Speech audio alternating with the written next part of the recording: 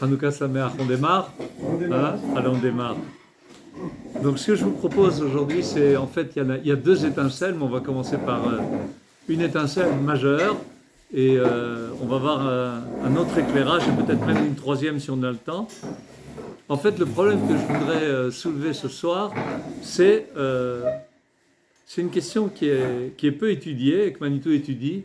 Ici, c'est l'idée de quelle est la pertinence d'une fête en fonction des événements qui vont se passer après cette fête.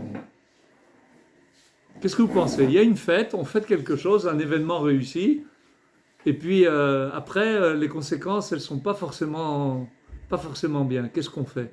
On fait. Hein? On fait. Pourquoi? Parce qu'il faut faire quand il faut faire. Et après, il ne faut pas prévoir l'avenir. C'est pas... Parce qu'à l'époque, Oui, ça c'est une raison possible, Parce ouais. qu'à l'époque, Elle se tient, tu as raison, elle se tient. Parce qu'à ce moment-là, c'était caché à ce moment-là. C'était cachère à ce moment-là. Oui, c'est ça. Ouais. Donc on va voir, il y a d'autres raisons que Manitou va apporter. Et voilà, donc c'est le sujet que je propose. Donc on fonctionne comme on a fait les fois précédentes. La source 1, c'est la source de base qu'on étudie. Et de temps en temps, on fait un passage aux autres sources. Ok? Alors, on y va, on attaque. Amar Rabbi Chia bar Ashi, Amar Rav. Donc ça, c'est la Gemara dans Shabbat. Il y a peu de pages sur Hanouka. Manitou a un texte pourquoi il y a peu de pages sur Hanouka. Mais voilà, ce n'est pas notre sujet d'aujourd'hui. Donc, Rabbi Chia bar Ashi enseigne au nom de Rav. Rav, c'est la première génération des Amoraïm de Bavel. Hein? Tana ou Paligara. Amadlik ner shel Hanouka tzarich levarech. Verav Yirmiyah Amar Aroe ner shel Hanouka tzarich levarech. Donc on a deux positions. La première, Rabbi Chia bar Ashi a enseigné au nom de Rav, celui qui allume la lumière de Hanouka doit dire la bénédiction. Et Rabbi Yirmiyah enseigne, celui qui voit la lumière de Hanouka doit dire la bénédiction. D'accord? On discute de savoir si c'est celui qui allume ou celui qui voit qui doit dire la bracha. Par exemple, le Rambam, si on voit les bougies de Hanouka, on n'a pas allumé, on dit la bracha. C'est pas comme ça qu'on fait, mais ça existe dans la halakha comme position. Donc ça, c'est le sujet qui a l'air d'être traité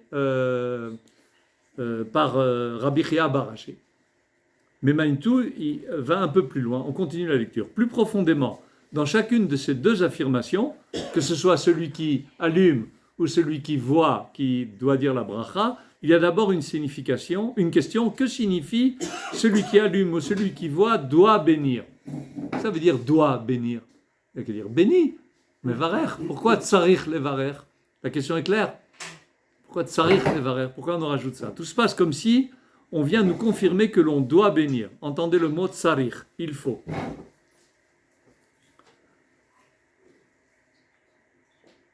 Je continue la lecture. On pourrait croire, parce que toute l'histoire de Hanouka des Maccabim a fini par échouer, qu'on continuera à allumer les lumières, on marque l'événement, comme tu as dit, ça s'est passé, donc on allume.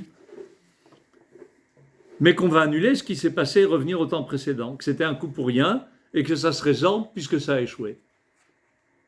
Hein? D'accord, on pourrait dire une position entre les deux, entre le fait de dire l'événement, il a sa valeur positive éternelle, ou bien dire l'événement était positif, on le marque, parce qu'il s'est passé, il était bien, mais vu qu'on est revenu à l'état précédent à un moment ou à un autre, alors on ne doit pas dire la bracha. Non, la Gemara vient nous dire tsarich levarech. Bien que ça ait échoué, il faut bénir. Alors qu'est-ce qui s'est passé à l'époque des Maccabim?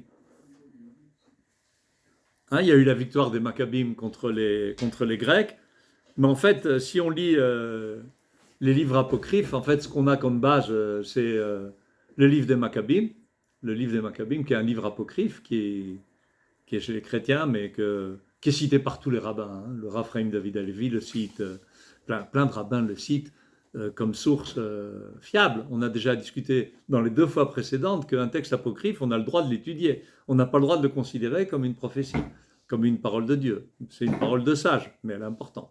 Et il y a aussi les Josephus Flavius qui nous enseigne des choses sur cette époque. Il y a quelques autres sources, hein, aussi les recherches archéologiques.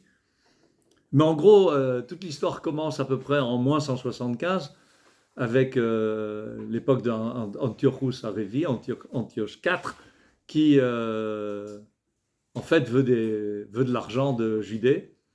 Et puis il y a des grands prêtres à l'époque, Chronio, comment il s'appelle en français, j'ai oublié, Onias, je crois. Et puis il y a Jason, qui s'appelait Yeshua ou bien Yehoshua, et qui se fait appeler Jason, et ils se disputent pour savoir qui va être le grand prêtre, et puis ils s'offrent aux Séleucides, mettez-nous grand prêtre, et puis on pourra faire ce qu'il faut pour que tu aies de l'argent qui va te servir à toi, le maître des lieux. Et en plus, Jason lui propose de faire une ville grecque, de faire de Jérusalem une ville grecque. Donc d'où ça démarre? De chez nous, interne. Hein, c'est des hellénisants qui commencent à faire... de là-bas, ça démarre. Et puis ensuite, après 3 ans, vers 169, 168, 169, jusqu'à 140, il y a le début de la révolte. On va le voir tout de suite dans les textes du livre des Maccabées, uniquement le début. Je conseille de le lire parce que c'est passionnant. Hein, c'est une quinzaine de chapitres, ça vaut le coup de le lire. Mais ça va durer pendant plus de 20 ans. Cette guerre avec les Grecs, elle va durer pendant plus de 20 ans. Et la victoire des Maccabim contre les Grecs avec la purification du temple, c'est 3 ans après le début. Ça continue la guerre. Elle n'est pas si simple, elle est très très loin d'être finie à la fin. Jusqu'en 140 à peu près, même peut-être après. Le dernier des Maccabim, Shimon, il est assassiné en moins 134. D'accord, on a à peu près donc les dates, hein, on sait à peu près où on en est. Mais après, un de ses fils, Yochanan Urkanos, enfin un des descendants, reprend le pouvoir en moins 129. Hein. Donc ça dure les Maccabim. Alors je propose qu'on lise un petit peu le texte pour rentrer dans l'ambiance de qu'est-ce qui se passe à Hanouka. Le texte que je vous ai amené qui est long en source 2, si on voit que ça traîne un peu trop, on raccourcira. Alors, je ne sais pas exactement à quoi ça fait référence l'an 143, mais enfin, c'est pas grave. Après avoir battu l'Égypte, Antiochus revint sur ses pas et marcha contre Israël. Il n'était pas content du fait qu'il y avait une opposition à Jérusalem, qu'on ne faisait pas exactement ce qu'il disait, surtout sur qui va être le grand prêtre. Il monte avec une armée puissante. Il entre avec une audace insolente dans le sanctuaire et enleva l'autel d'or, le chandelier de lumière avec tous ses ustensiles, la table des pains de proposition, les coupes, tasses et cuelles d'or, le rideau, les couronnes, les ornements d'or sur la façade du temple, et il détacha partout le plaquage. Il y avait des plaques d'or dans le temple. Il prit aussi l'or et l'argent, les vases précieux, ainsi que les trésors cachés qu'il put trouver. Emportant le tout, il entre dans son pays, après avoir massacré beaucoup de gens et proféré des paroles insolentes. 2 ans après, le roi envoyant dans les villes de Juda un commissaire des contributions. Celui-ci arriva à Jérusalem avec beaucoup de troupes, il adressa par ruse des paroles amicales aux habitants, puis tout à coup il se jeta sur la ville, la frappa d'une grande plaie, tua beaucoup d'Israélites. Il pilla la ville, il mit le feu, abattit les maisons, démolit les murs d'enceinte. On rentre dans l'ambiance, hein, emmenant en captivité les femmes et les enfants, s'empare du bétail. Les Syriens entourèrent la cité de David d'une grande et forte muraille avec de puissantes tours. Ils répandirent le sang innocent autour du temple, souillèrent le sanctuaire. À cause d'eux, les habitants s'enfuirent de Jérusalem, qui devient un séjour d'étrangers.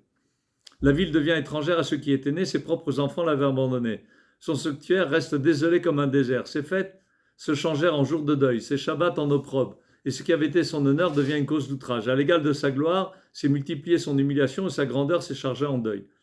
Alors le roi publie un décret, un édit dans tout son royaume, pour que tous ne fissent qu'un seul peuple et que chacun abandonnât sa loi particulière. Hein, les Juifs se bagarrent entre eux sur le sujet de la loi. En plus, il veut imposer la conception grecque. Toutes les nations se conformèrent à l'ordre du roi. Beaucoup d'Israélites consentirent aussi à suivre son culte. Hein, il y avait des hellénisants qui étaient bien contents que ça se passe.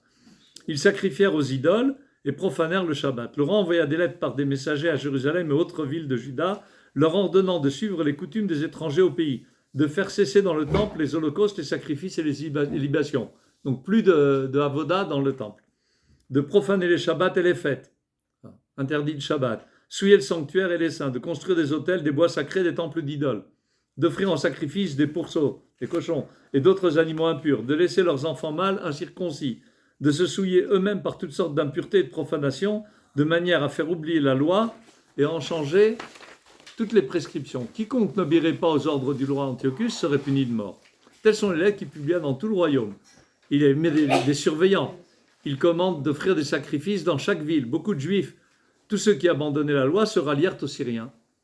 Donc il y a beaucoup de Juifs qui, énélisants, se rallient aux Grecs. Grecs, quand il dit Syriens, c'est les Grecs syriens, c'est le Séleucides, qui tiennent un empire énorme à l'est d'Israël, et Israël compris, à cette époque. Ça va jusqu'à, vraiment, c'est à l'est de l'Irak, c'est l'Inde, pratiquement, c'est fou. Regardez les cartes sur l'empire séleucide à son sommet, c'est incroyable. Ils pratiquèrent le mal dans le pays, réduisirent les Israélites fidèles à se réfugier dans des cachettes, dans toutes sortes de retraites. Le 15e jour du mois de Kislev, l'an 145, ils construisirent l'abomination de la désolation sur l'autel des holocaustes. Il y a un autel à Zeus. Ils construisirent aussi des autels dans les villes de Juda alentour, brûlèrent de l'encens, etc. Celui chez qui on trouvait un livre de l'Alliance et qui montrait de l'attachement à la loi était mis à mort en vertu de l'édit du roi. C'est avec cette violence qu'il traitait Israël, exécutant dans les villes un jour de chaque mois ceux qui étaient surpris en contravention. Le 25 du mois, ils offraient un sacrifice sur l'autel qui avait été construit, etc. On mettait aussi à mort, selon l'édit, les femmes qui avaient fait circoncire leurs enfants, en suspendant les enfants à leur cou. C'est affreux, hein? On pillait leurs maisons et l'on tuait ceux qui avaient pratiqué l'opération. Cependant, beaucoup d'Israélites résistèrent courageusement et prirent la ferme résolution de ne rien manger d'impur. Ils préférèrent mourir plutôt que se souiller par la nourriture et de profaner la Sainte Alliance. Et ils moururent. C'est un très grand courroux qui se déchargeait sur Israël. Alors on arrive au Maccabim selon l'interprétation du Sefer HaMaccabim. Comment commence la révolte? Il y a plusieurs thèses sur comment la révolte a commencé. La thèse du Rav Cherki, c'est de dire que le livre des Maccabim, c'est comment on dit aux Goïm comment on a fait la révolte.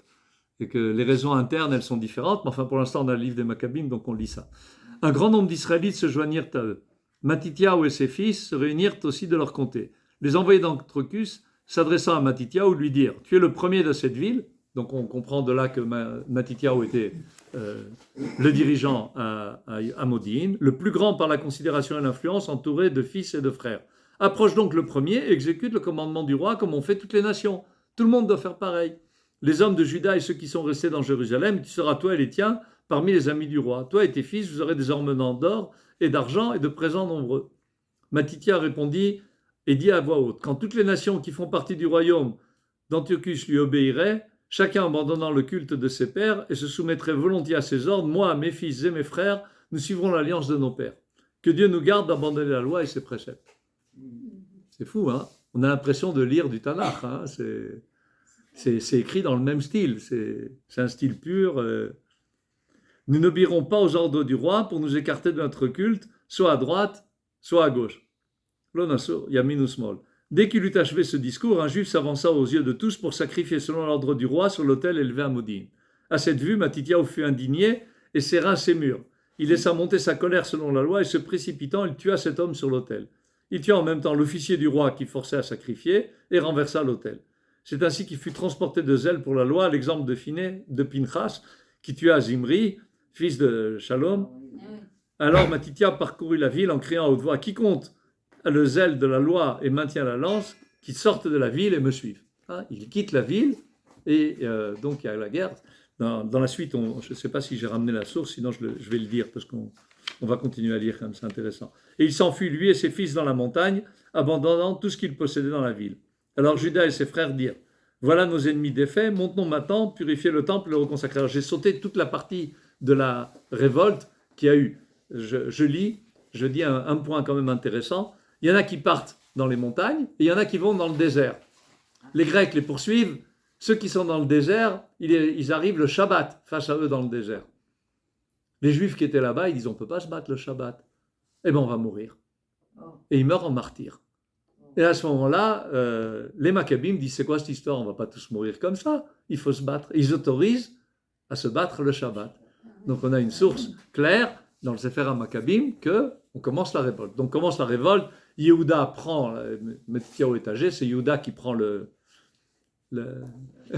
la tête des opérations, il arrive à se battre, il fait des combats absolument incroyables, c'est assez carnage, hein, c'est des milliers de morts et des dizaines de milliers de morts, c'est affolant. Et il fait ça avec génie, de la guerre de guérilla, il surprend l'ennemi, vraiment c'est impressionnant, il faut le lire, mais j'ai sauté. Ils n'avaient pas de corps nefesh, la notion, c'est dans la Torah, le corps nefesh. Je te dis que c'était pas clair. C'était pas clair pour tout le monde. Voilà, je te dis comment ça reprend le Sefer HaMaccabim. Il n'y a pas de source sur cette histoire de comment on fait pour se battre le Shabbat. C'est clair que ça a été tranché. Comme ça, on a l'idée que Pikuach Nefesh, Doché, et Kol HaMitzvot Sheba Torah, et la discussion dans la Gemara sur qu'est-ce qui nous autorise à transgresser le Shabbat pour sauver la vie de quelqu'un, c'est Vachai Baem Velo She'amut Baem. Il y a 6 ou 7 thèses qui sont ramenées. La thèse qui est retenue, c'est celle-là. Donc, c'est logique, mais c'est la Gemara. Là, on est avant la Gemara, on est au temps des Tanaïm. Alors, j'ai sauté beaucoup dans le livre et dit, voilà, quand ils ont réussi, ils montent purifier le temple et le reconsacrer. Je l'ai apporté parce qu'il va manquer quelque chose. Ils montèrent au mont Sion, en voyant le sanctuaire désert, l'autel profané, les portes brûlées, les arbrisseaux croissance dans le parvis comme un bois, ou sur les montagnes, chambres détruites, déchirèrent leurs vêtements, se lamentèrent. Alors il a pris un corps pour combattre les Syriens qui étaient dans la citadelle, jusqu'à ce que les lieux saints soient purifiés. Il choisit des prêtres sans défaut, il purifie, il transporte le lieu, il monte des pierres souillées. Non, parce qu'il décide de casser l'autel. Le Misbéach, il le casse parce qu'ils disent qu'il y a eu des pourceaux qui ont été sacrifiés dessus. Donc, on met de côté les pierres, viendra un prophète qui nous dira comment faire avec ces pierres et on reconstruit. D'accord ? Voilà, je lis. On délibéra sur ce qu'on devait faire à l'autel des holocaustes. L'heureux pensait leur vint de le détruire de peur qu'il ne fût pour eux une opprobre après que les gentils l'avaient souillé. Démolir l'autel, déposèrent les pierres sur la montagne dans un lieu convenable en attendant la venue d'un prophète qui dirait quoi faire. Et ils prirent des pierres brutes, selon la loi, parce qu'on n'a pas le droit de prendre des pierres qui ont été taillées, on n'a pas le droit, Velotani Falem Barzel, et construire un autel nouveau sur le modèle de l'ancien. Ils rebâtirent le sanctuaire, sanctifièrent le parvis, confectionnèrent des ustensiles, remplacèrent dans le temple le chandelier, l'autel, ils firent fumer l'encens, allumèrent les lampes du chandelier, et elles éclairèrent dans le temple. Qu'est-ce qui nous manque ? Hein ? Non, je parle de qu'est-ce qui manque dans le récit. Après, ils placèrent des pains, suspendirent les voiles, après achevèrent les ouvrages, se levèrent de grand matin, le 25e du jour, et ils offrirent un sacrifice selon la loi sur le nouvel autel. Hein ? La fiole ? Il n'y a pas de fiole. Il n'y a pas de fiole. Dans l'histoire, il n'y a pas de fiole. Étonnant, hein ? Dans le même mois, le même jour, l'autel fut consacré, etc. Donc tout le temple tomba et tout le monde était content et on a fixé 8 jours. À quoi elle sert la fiole ? Si on est déjà à la fiole, après on va continuer. Pourquoi il y a besoin d'une fiole ? Il n'y a pas de Touma Betsibour. Et on aurait très bien pu allumer, même avec de l'huile impure. Ou bien on aurait attendu le temps de faire... Il ne s'est pas passé grand-chose. Pourquoi il y a besoin d'une fiole ? Comme ça, pourquoi il y a besoin d'un tel miracle ? La meilleure réponse que j'ai entendue, c'est celle du Rav Chaim David Halevi. Il a des introductions fantastiques dans son livre Mekochaim de Halacha, où il dit la chose suivante. Les Hébreux de l'époque décident de se battre contre la plus grande puissance de leur époque. C'est comme si on déclarait la guerre aux États-Unis. Ou à la Russie, comme tu dis, à une grande puissance, certainement une grande puissance. À l'époque, Rome commence déjà à poindre, et tu as raison qu'il y a aussi la partie égyptienne des Grecs. Voilà, on a c'est pas le sujet. Il vient, il dit comme ça, il mettait en risque Israël. Quand on se bat avec la plus grande puissance, ils font pas de cadeaux, ils auraient pu tuer tout l'ensemble du peuple d'Israël. C'était un risque énorme que prenaient les Maccabim en soulevant une révolte contre les Grecs. On a un grand principe, quand il y a des xérotes, elles finissent par passer. Alors bon, on aurait pu baisser la tête et puis continuer. Alors le Rav Chaim David Halevi dit, il y a eu un clin d'œil du ciel. Dieu il leur a dit, voilà, voilà, vous avez une fiole, avec un miracle qui se produit avec cette fiole, ça vous indique que je suis d'accord. Ça se tient. Moi, je ne connais pas d'autres bonnes raisons, peut-être qu'il y a d'autres commentateurs. Hein? Je suis d'accord, pourquoi? Pour faire une révolte comme ça, je vais vous soutenir. Ah oui, Et c'est ce que dit après Yehuda Maccabi. Dieu est avec nous, il se retrouve en un rapport de 1 à 10 face aux troupes grecques et il se bat contre eux. Et il réussit. On voit vraiment Dieu est avec les Maccabim dans leur guerre, clairement. Donc il y avait ce signe. Manitou rajoutait qu'à notre époque, on n'a pas eu besoin de signe. On n'a pas eu besoin de signe. On a grandi. Donc j'ai lu une petite partie du livre des Maccabim. Après la mort de Matityahu, qu'est-ce qui se passe? Donc Yehuda prend le relais et il fait cette guerre. On a vu la partie dans laquelle Yehuda reprend Jérusalem et restaure le service au temple. Il y a son frère Elazar, dans un des combats, les Grecs arrivent en masse avec des éléphants de combat qui sont dressés à ça. Et ils écrasent les gens, enfin c'est l'horreur. Et Lazare décide d'aller tuer un des éléphants en se mettant sous lui. Et il lui rentre l'épée par en bas. Et donc, l'éléphant s'écrase sur lui et il meurt. Il savait qu'il allait mourir. Yehuda meurt 1 an plus tard au combat, remplacé par son frère Jonathan, qui est mis à mort par Antiochus. Shimon le remplace. Lui aussi, il sera mis à mort par Ptolémée, qui était le dirigeant grec de Talmaï, qui s'appelait Talmaï ben Chaboub, je crois, qui était le dirigeant grec de Jéricho. Tous les fils du chef de la révolte sont morts assassinés. Tous les fils Maccabim sont morts assassinés de mort pas naturelle, disons, mort non naturelle. Qu'est-ce qu'on pense? Imaginez aujourd'hui une situation comme ça, hein? C'est moi qui lis, non, c'est moi qui dis, c'est pas, on n'est pas chez Manitou. Je continue à expliquer ce qu'il a dit, parce que j'essaie d'expliquer le point qui était dans le... Bien que ça ait échoué, il faut bénir. Qu'est-ce que ça veut dire ça a échoué? À mon avis, c'est à 2 niveaux. Le premier niveau que je viens de décrire maintenant, qui est une révolte qui finalement, on voit que les Maccabim meurent tous de mort pas naturelle, comme si ça allait pas. Imaginez aujourd'hui il se serait passé ça avec le début du sionisme. On aurait réussi quelques victoires contre les Anglais et puis tous les dirigeants meurent au combat ou par trahison ou par traîtrise. Pas simple, pas simple. Si Dieu il a fait périr de mort pas naturelle ces gens-là, qu'est-ce qu'on fait? On va lire la halacha dans le Rambam en source 3. Je la lis directement en hébreu et on va traduire au fur et à mesure. Et on n'a pas chassé complètement les Grecs On a chassé les Grecs qui ont continué à nous faire la guerre en continu.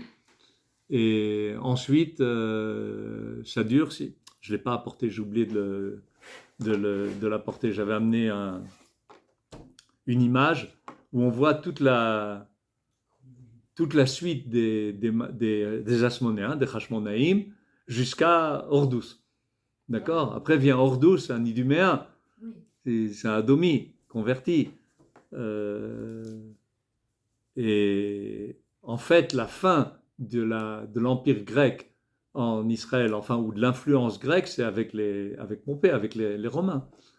C'est les Romains qui prennent la place. Ah, voilà. Donc, à un moment donné, le temple a pu être en activité. Et il a été en activité jusqu'en 70, jusqu'à ce que les Romains le détruisent, jusqu'à Titus. Il a été en activité depuis les 3 ans après le début de la révolte, disons que ça doit être en moins 165, quelque chose comme ça, jusqu'en 70. On va le voir tout de suite dans la halacha. Le Rambam, dans Ilchot Megillah Vechanouka, commence les halachot, dans le Perek Gimel, c'est la halacha Aleph, il commence par nous faire un récit historique. Quel rapport avec la halacha? Voilà, il commence comme ça. C'est intéressant. Bebaït Sheni, Keshem Malchou Yavan, donc à l'époque du 2e temple, quand les Grecs ont régné, Gazeru Gezerot al Israël ou Bitelu Datam. Ils ont fait des décrets contre Israël et ils ont annuler leurs préceptes, leur halachot. Hein, c'est ce qu'on a vu dans le texte des Maccabim, où interdit de faire le Shabbat, interdit d'étudier la Torah, interdit de circoncire les enfants. Enfin, voilà, c'est interdit d'étudier la Torah. Velo inuchu otam lasot batorah uva mitzvot. Exactement. Ils ne les ont pas laissés ni étudier la Torah, ni pratiquer les mitzvot. Ou pashtu yadam bemamonam ou bivnotehem. Et ils ont étendu leurs mains sur leur argent, et c'est sûr que d'Antiochus, la première chose, c'est qu'ils voulaient beaucoup d'argent de Judée, tout le temps, et leurs filles. Ça, c'est la raison interne, avec la révolte de la fille, qui... il y a plein d'explications sur comment elle était. Il y a des mélanges d'histoires, de midrashim. Il y a des choses qui ressemblent à Hannah et ses enfants. C'est vraiment... il y a à boire et à manger. Mais l'idée de base était, si on raconte cette histoire, où le jour il y avait le droit de cuissage. Et donc, il y a eu une fille qui devait se marier. C'était proche de la famille des Maccabim, sans rentrer dans le détail. Et elle déchire ses vêtements le soir du mariage. Alors que normalement, d'après la halacha, Isha Karka Olam, il y a une xéra comme ça, elle peut aller chez ce grec avec le droit de cuissage. Bon. La halacha au sens propre, premier, il n'y a pas d'interdit. Ce fameux droit de cuissage avant le mariage. Avant le mariage. Les Grecs. Voilà. Ouais. Voilà, les Grecs. Et après, il y avait déjà eu les Kiddushin. C'est une Kohenette, c'est compliqué, oui, tu as raison. Il y a aussi le problème du fait que si c'est avec un Kohen et une fille qui a été violée, elle ne peut pas. Mais sans rentrer dans ce détail, tu as un phénomène où il y a des cadres dans lesquels ce serait autorisé et vient cette fille, elle dit « Ah, ça ne va pas du tout, là, votre histoire ». C'est toute une étude à faire sur la morale de base et la halakha. C'est-à-dire tu ne peux pas prendre, tu as une halakha, et puis si ça casse les fondements même de la morale, tu te dis, oh, mais il faut voir quelle était l'alternative. Elle était impensable, l'alternative. Tu vas faire la guerre contre la plus grande puissance. Pas évident. C'est pas simple. Il faut se remettre dans le cadre. C'est pour ça que j'ai essayé d'amener le livre de Maccabim pour montrer. C'est pas évident. On peut pas juger, mais on voit ce qui s'est passé. Hein. On continue le Rambam. Venichnesu laechal. On sait aussi, d'après les Maccabim et d'autres sources, qu'ils ont pris le temple, ils en ont fait un temple à Zeus. D'accord ? Et on faisait des sacrifices d'animaux impurs. Donc c'était très dur pour Israël. Ou les Chatzum, le Chatz Gadol. Ils ont mis une pression terrible sur Israël. Jusqu'à ce que Dieu ait pitié d'eux, le Dieu de nos pères ait eu pitié d'eux, Veoshiam miyadam, il les a délivrés de leurs mains, Veishilam, il les a sauvés. D'accord ? Donc on voit que le Rambam voit dans l'histoire des Maccabim une histoire avec la providence intervenant. Vegaveru bene Hashmonai hakohanim hagedolim. Et les fils les Kohanim Gdolim, les fils des Hashmonaïm, des Asmonéens, ont gagné. Varagum, et ils ont tué les Grecs. Veoshiu Israël miadam, ils ont délivré Israël de leurs mains. Veimidu melech mina Kohanim, et ils ont mis comme roi un roi des Kohanim. Vechazera malchut le Israël, et la royauté est revenue en Israël. Yater al mataim shana ad achorban hasheni. Alors ça, c'est la surprise. Si on prend de moins 165, disons, de la révolte, de la réussite de la révolte, jusqu'à, on fait 200 ans, ça fait quoi ? Ça dépasse les Asmonéens. Ça va jusqu'à là, il le dit clairement, Adachorban Hasheni en 70, c'est déjà hors douce. C'est bizarre. C'est-à-dire que pour le Rambam, dans la mesure où on a une indépendance nationale, même si les dirigeants, c'est pas tout à fait ça, même loin d'être tout à fait ça, eh ben c'est quand même l'indépendance. C'est fondamental. Alors maintenant, Manitou va étudier la raison pour laquelle on continue de commémorer un événement. Hein. C'est la question que j'ai posée tout au début. Alors on va lire. L'événement, quand il a eu lieu, était authentique. Alors on continue à bénir, à dire sur lui la beracha. C'est où? C'est la suite de la source 1. C'est la source Un. La source 1. On revient à la source 1. Oui, oui. Où est-ce que je suis dans la source 1? Oui, voilà, c'est une ligne qui commence par que ça ait échoué. Il faut bénir. L'événement, vous y êtes? C'est la ligne 3, 6. Non, il y a le premier paragraphe. Dans le deuxième paragraphe, la ligne 3, 6, 6. Laquelle page? C'est la première page, tout au début, source 1. L'événement, vous y êtes? Oui. L'événement, quand il a eu lieu, était authentique. Alors on continue à bénir, à dire sur lui la bracha. C'est l'événement en lui-même qui est authentique. D'accord? Et l'événement du fait qu'on a réussi à vaincre les Grecs et à rétablir le service au temple, à refaire des sacrifices, à allumer la menorah, à faire tout ce qu'il y a à faire, les menachot, tout ce qu'il y avait à faire dans le service. On est beaucoup plus loin alors. Hein? On est beaucoup plus loin dans le temps. On est en moins 165, on est au tout début. On est au tout début de la révolte. Et ça durait combien de temps? Quoi? La guerre avec les Grecs? Non, le sacrifice, le temple. Le temple a duré jusqu'en 70, après l'ère chrétienne. Ça fait plus de 200 ans. Oui. Plus de 200 ans, puisque de moins 165 à 0, c'est 165, plus encore 70, ça fait 235. À peu près. Hein? Rambam a raison. Ben bien sûr, il a raison. Mais ce que je voulais dire, quand j'ai dit Yater al Mataim Shana, ça veut dire qu'il inclut Ordus dedans. Mais alors, il faut voir en quoi il était authentique. On va y arriver, hein, en quoi c'est authentique. Parce qu'elle a posé une bonne question. Qu'est-ce qui est authentique? C'est plus que ça. C'est cette victoire sur les Grecs qui est authentique. On va y arriver. Je vous donne un exemple beaucoup plus large. Pessah. Ça a réussi ou ça a échoué, Pessah, avant qu'on continue de lire Manitou? Ils ne sont pas arrivés en Israël, donc ça a échoué. Du peuple est sorti, on peut dire que ça a échoué. Si le but était... Non, parce que ce que tu dis, ça aurait été, c'est pas une réussite parfaite. Mais quand même, ça aurait été une réussite. Mais en quoi on pourrait considérer que Pessah a échoué? Qu'ils ne sont pas arrivés en Israël. Ah, on est arrivé finalement. Non, Les enfants sont arrivés. on est resté en- Oui, alors encore une fois, c'est pas parfait. Mais c'est quand même une réussite. On a réussi à arriver en Israël, on a construit le temple, il y a eu une royauté. C'est pas parfait, mais ça a réussi quand même. En quoi ça a échoué? La génération qui est sortie est morte d'espère. C'est une partie qui a échoué. Encore une fois, ça a réussi. En quoi ça a échoué dramatiquement? Je ne peux pas dire, je l'ai lu. Ah oui, d'accord. Ben, ne dis pas. Il n'y a qu'une partie du peuple qui est sortie. Non, ça on l'a dit. Ça, on l'a dit. On l'a dit. En quoi ça? Alors, on va lire. C'est important d'essayer de se poser la question avant de lire la réponse. La sortie d'Égypte. Donc, Géoula, et l'on a fondé Israël au temps du Baït Rishon. Mais voilà qu'on redescend en exil. Quand est-ce qu'on redescend en exil? En moins 586. D'accord? Nebuchadnezzar, moins 586. C'est vrai que les 10 tribus, c'est avant. Hein, c'est à l'époque, au 8e siècle, avant l'ère chrétienne. D'accord? Mais quand même, ce qu'on considère comme la galoute complète, c'est quand Yehuda aussi part en galoute. Question, on commémore Pessah ou on ne le commémore plus? Manitou pose la question, on commémore, c'est clair, il n'y a pas de question. Personne ne dit, on est redescendu en exil, c'est quoi Pessah? C'est la délivrance de l'exil, oui.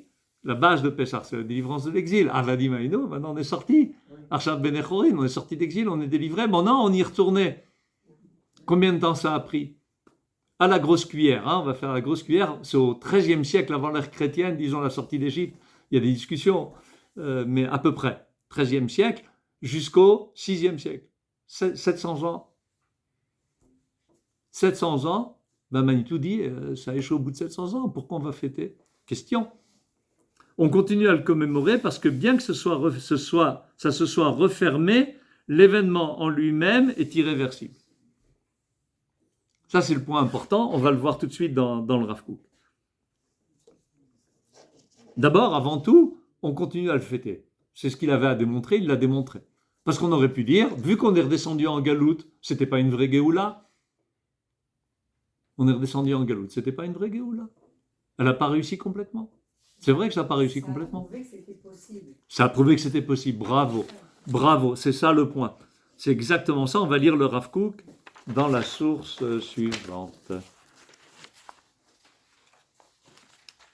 J'ai ramené très court, mais quand même c'est intéressant. Ça figure dans...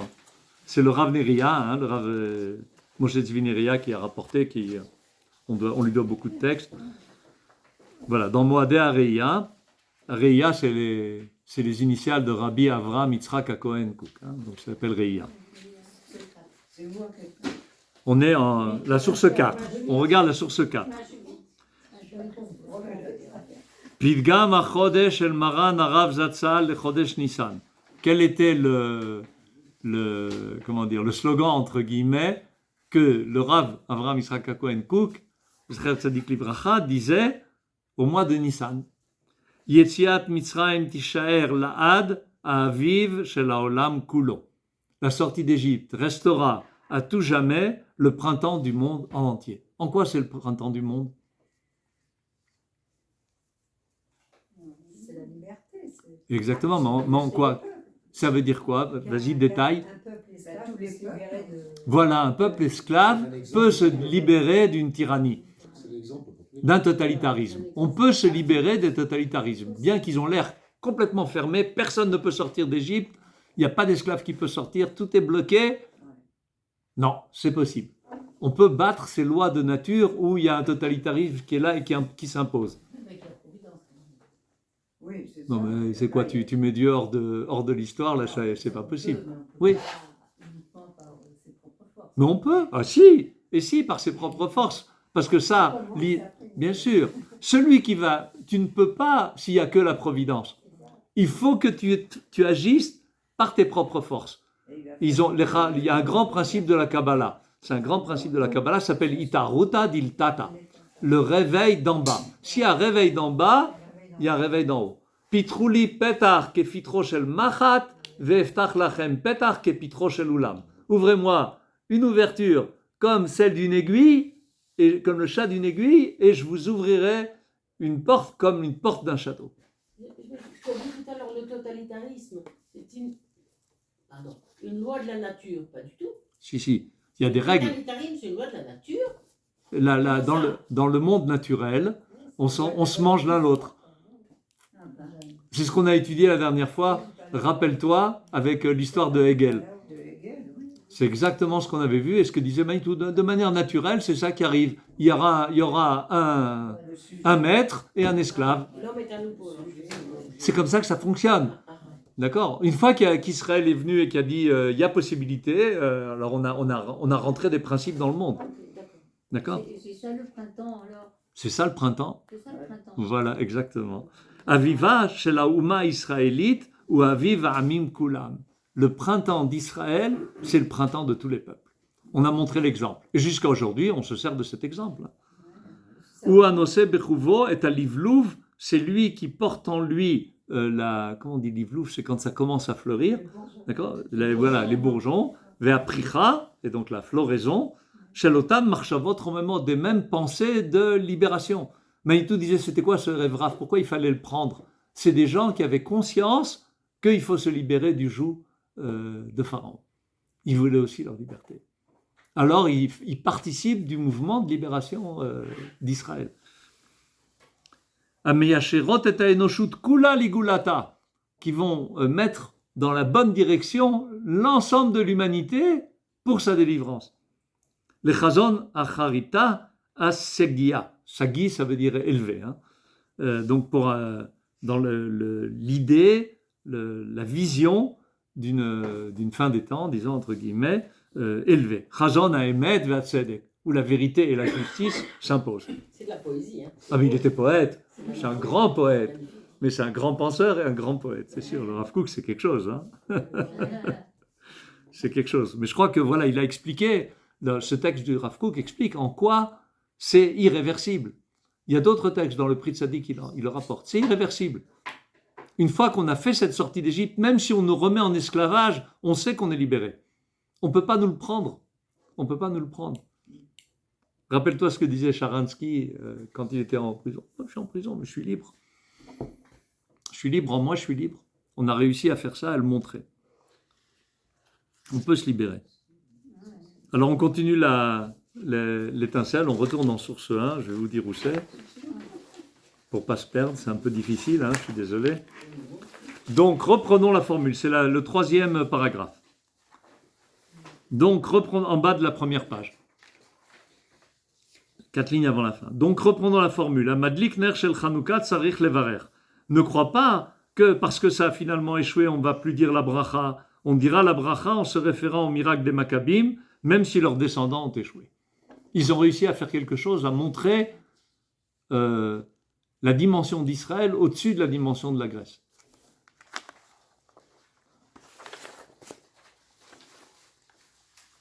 L'échec n'était pas fatal, ça aurait pu réussir.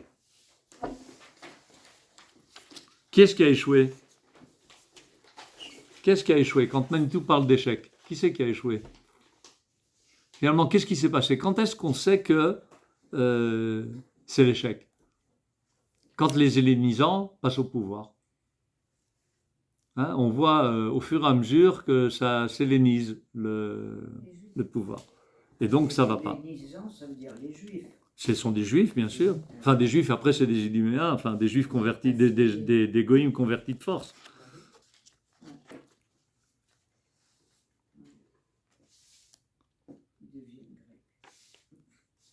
Et la dynastie, elle finit par un échec retentissant, puisque c'est la fin de la dépendance nationale, destruction du temple, début de la galoute d'Édom. Ça, c'est Manitou. Hein. Leurs descendants ont échoué.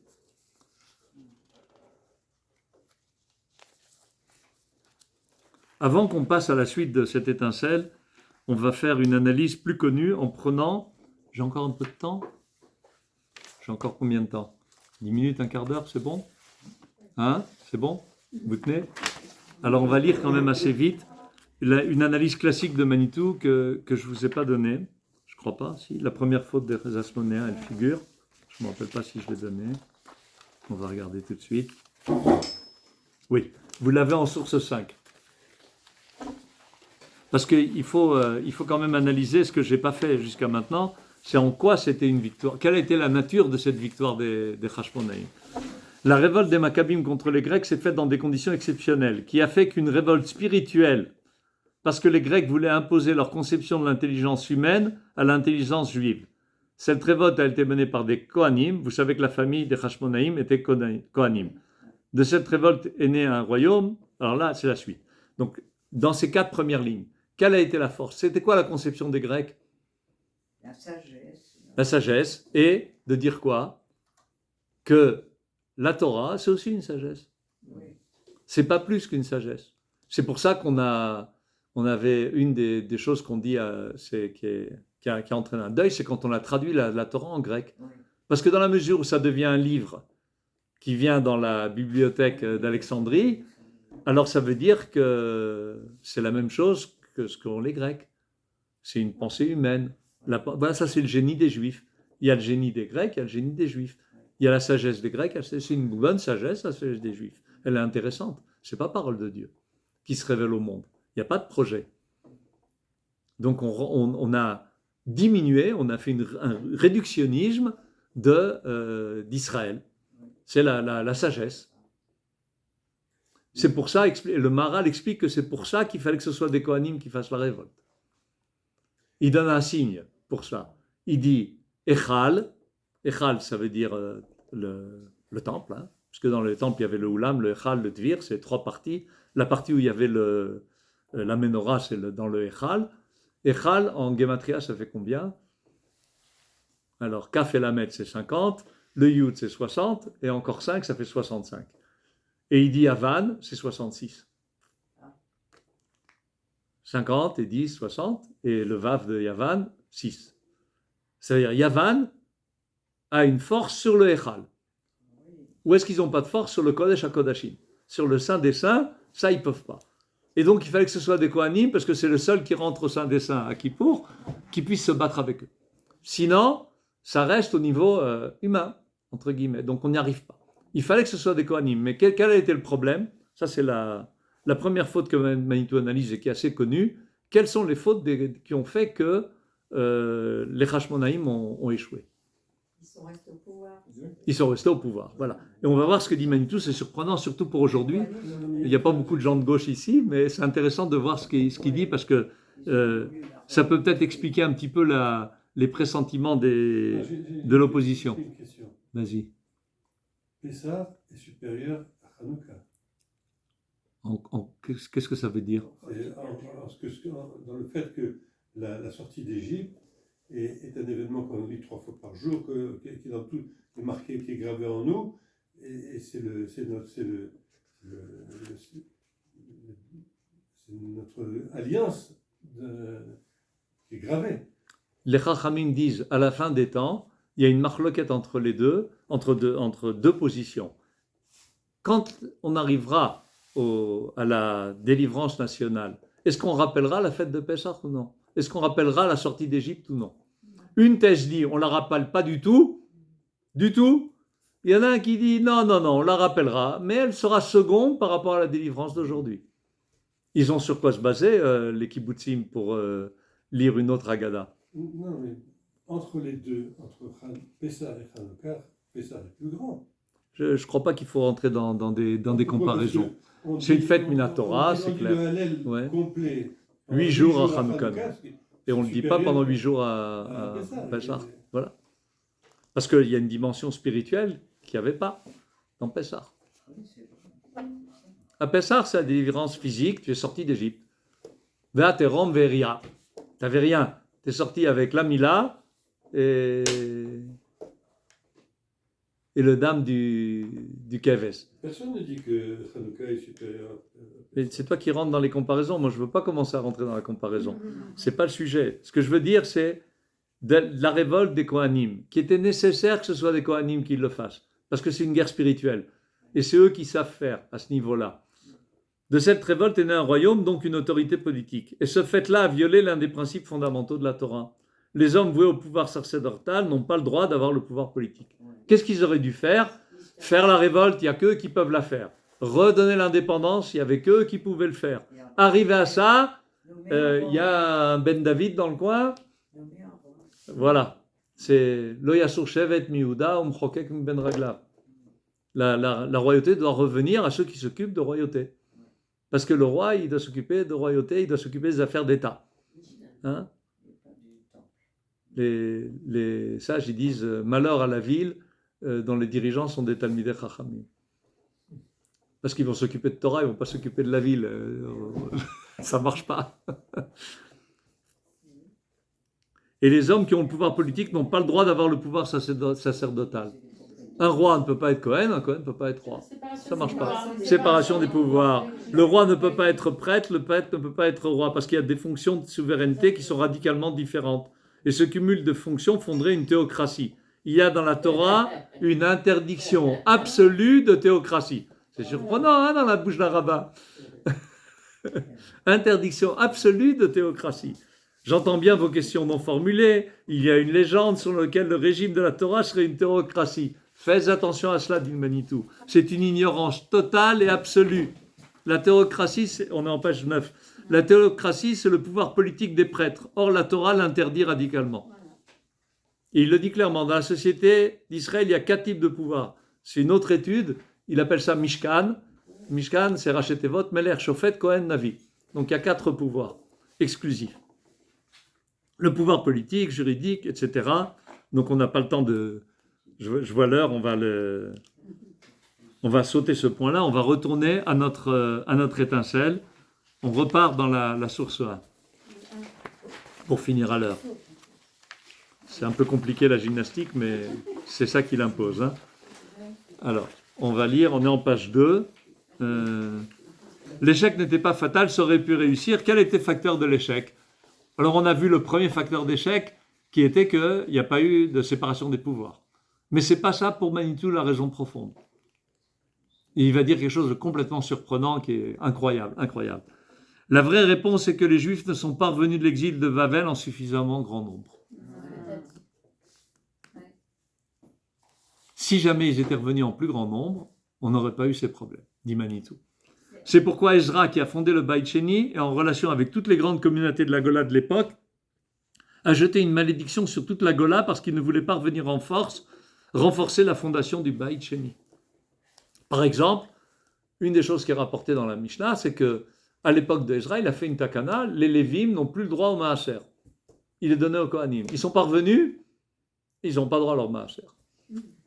Takana Ezra. Pas simple, hein? Et les Lévis sont pas revenus. Ils sont pas revenus. Ils sont pas revenus. Alors qu'ils sont sortis d'Égypte sans problème, maintenant, ben là, non. Alors ils ont eu un knash. Malgré tout, l'événement en lui-même n'a pas échoué, il était réversible. Israël était sauvé ce jour-là, le jour où Matityahu a levé l'étendard de la révolte, ce jour-là, et Hanouka jusqu'à la fin des temps. Imaginez, j'essaie de réfléchir à quelque chose qui est parallèle aujourd'hui. On était en 1917, déclaration de Balfour. Les Juifs peuvent rentrer. Après, il y a les accords Sykes-Picot. La Société des Nations nous donne droit, on a acheté des terrains, y compris en Transjordanie, ce qu'on appelle, c'est-à-dire de l'autre côté du Jourdain. C'était à nous. Imaginez que tous les Juifs, surtout les riches, disent « go » et étaient venus. On aurait eu un monde complètement différent, complètement différent. On ne refait pas l'histoire, disait Manitou, mais quand même, ce retard d'Israël à comprendre le changement de phase dans l'histoire, il nous coûte très cher. Et pour Manitou, ce n'est pas les Maccabim finalement qui sont responsables, c'est le peuple d'Israël lui-même qui est responsable du fait que ça a mal tourné. Parce qu'on aurait pu, en étant en masse, ne pas avoir ces problèmes. Prends par exemple l'histoire de Yehuda Maccabi, quand est-ce qu'il tombe? Il réussit très bien, donc il ne peut pas garder une armée en place en continu, alors il libère les gens, il retourne chez eux. Puis après les Grecs reviennent, et puis il y a moins de monde qui vient. Il n'a pas assez de soldats. Quand il y a assez de soldats, ben on y arrive bien. Donc je crois que c'est un point important, cette idée au lieu de chercher des fautes chez les Maccabim, de chercher les fautes chez nous-mêmes et de bien regarder ce qu'on a à faire, y compris aujourd'hui, et faire bien attention à ces histoires de séparation de pouvoir, parce que ça peut être dangereux. Et aussi ce bout de torchon rouge qu'on agite avec le mot Medinat Halacha, Medinat Halacha. Oui, ça fait peur, mais il y a de quoi. À mon avis, moi je serai en tôle, hein, si c'est une Medinat Halacha, j'imagine. Mais c'est quoi Medinat Halacha? Ça veut dire quoi? C'est ce qui leur fait peur. Alors il faut essayer d'analyser. Bourgeois. Peut-être que oui, peut-être que non. Peut-être que oui, peut-être que non. Moi, je me mets un peu à l'écoute. Ils ont un peu peur. Ils ont dit les Chachamim, Lo chareva Yerushalayim, ela ad she'midu divrehem al din Torah. Jérusalem n'a pas été détruite. Elle n'a été détruite que parce que ils ont posé la Torah comme imposé la Torah dans sa halakha la plus stricte à tout le monde. Lo lifnim mishurat adin. C'est pas évident, hein. Voilà, il faut les deux choses. C'est pour ça qu'il faut un roi qui s'occupe des problèmes de politique. Et de la politique, il faut de la politique. Ça, c'est pas évident. Il faut que ce soit la morale de Tzadek, tu as raison, ça doit être fait selon la justice, avec des vraies valeurs. Mais voilà, c'est un point à réfléchir. Voilà.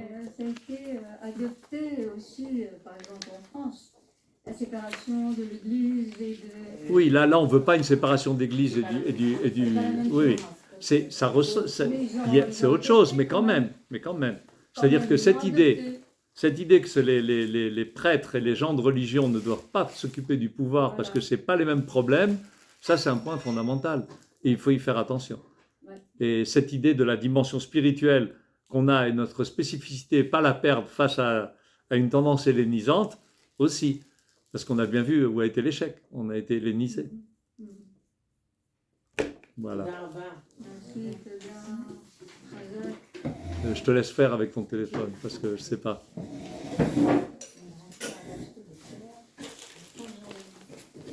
la clé.